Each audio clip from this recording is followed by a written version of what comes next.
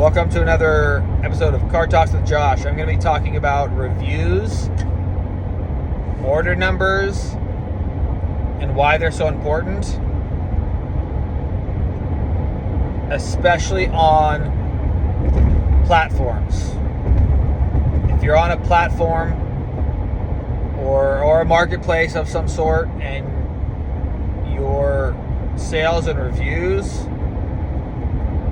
are customer facing, I'm going to talk about why they're so important to get those up as soon as possible.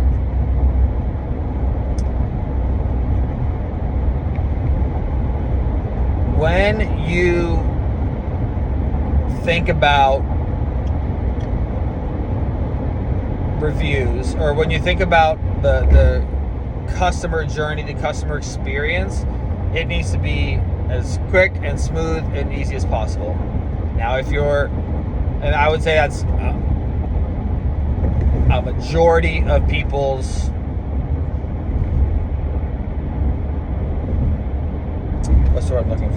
majority of people's rules that they need to follow, right?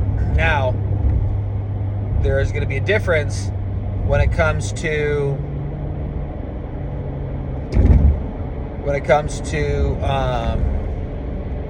a price point.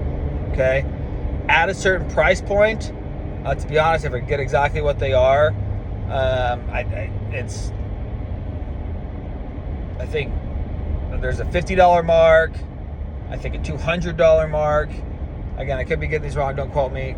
You can probably Google it. But at these certain price points, the decision-making process of the buyer changes. And again, income varies, but just kind of in the general sense. For example, most people can make the buying decision under a $50 price point. I'm going to use these metrics. Again, correct me if I'm wrong, but under $50 without any hesitation. Typically, if they want it and it fits their needs, they can just buy it at will, right? Now, once you get higher than that, then there are different, again, benchmarks where they need to go through either more due diligence and or get permission, right? So once you get to the $200 price point, right, for example, or we'll go in between there, so between 50 and we'll call it 200, you're going to need to do a little bit more selling on the value and why they should purchase that, right? Customers aren't going to be like, oh, it's $50, okay, cool, or it's $38, cool, and move on with their day, right? Once you get to, again, between 50 and 200, you need to show a little bit more value. People may do a little bit more due diligence, but not spend so much time where it's like hours long of research, right? Now, however, once you get again $200 price point and up, then that's when typically people are going to need to ask their significant other, right? They're going to say, hey, spouse, what do you think about this purchase? Again, that price is going to vary depending on your income level, depending on buying habits and all this stuff. But in general, there's that next threshold where they're going to have to ask their spouse, significant other, hey, is this worth the investment, right? And then if it goes above, X amount, $500 or $1,000, whatever it is, then not only do they need to get permission from their spouse, but then they usually get permission from a third party. They need to do their due diligence. They're spending hours of research on, again, whether this is a good purchase or not. So, with that in mind,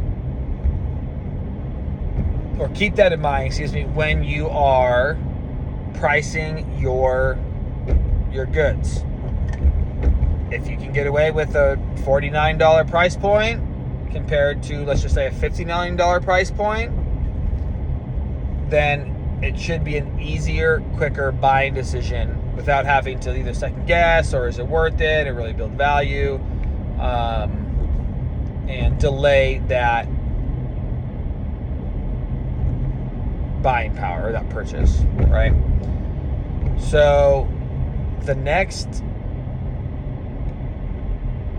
thing from there, you got your price point, you're there, is going to be your reviews and sales. Now, your reviews and sales numbers, when they're public facing, such as, platforms or marketplaces, when people go to buy things, let's just say on Amazon, right? If I have this coffee mug here and it sells for $20, right? One person has it for $20 and the other person has it for, for this price point, call it $24, $25, right?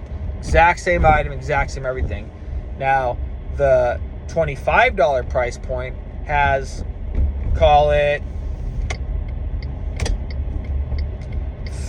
500 reviews, 1,000 orders, and the other one has, say, 100 reviews and 300 orders, right? People will automatically go towards that higher price point, higher reviews, and higher orders. What those are showing you is called social trust.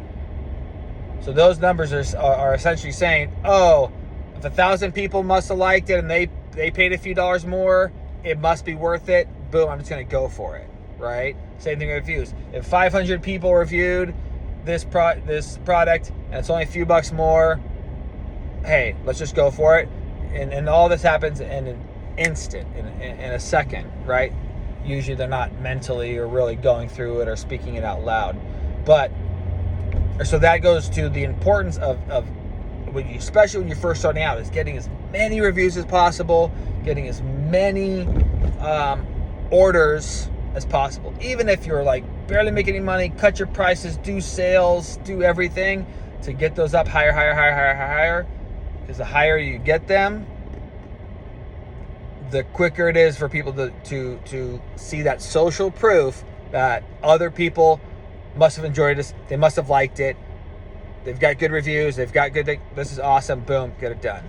Now, again, that's if it's, relatively close. Now, if one is, say, $20 and the other's $30 or $40, again, depending on the product, depending on the price, depending on the service and everything.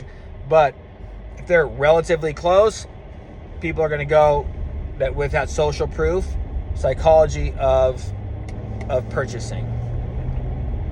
If it's too big of a gap, if you're going to go from like $20 to say $40, then, or even $35, then people are going to say, oh, hey, I don't know if I want to really spend that much. How about we'll just give this one a try, right? Maybe the cheaper one, save them a few bucks, right? So be conscious of that and do whatever you can. Run sales, hound people, give them coupon codes or whatever to give you reviews and give your orders up. Whatever numbers can be public facing, do it. Provide that social proof, and people will buy, especially compared to your competitors. If you can make it easy for them, show them that other people liked your service, you're gonna take off. Good luck, and see you next time. Bye.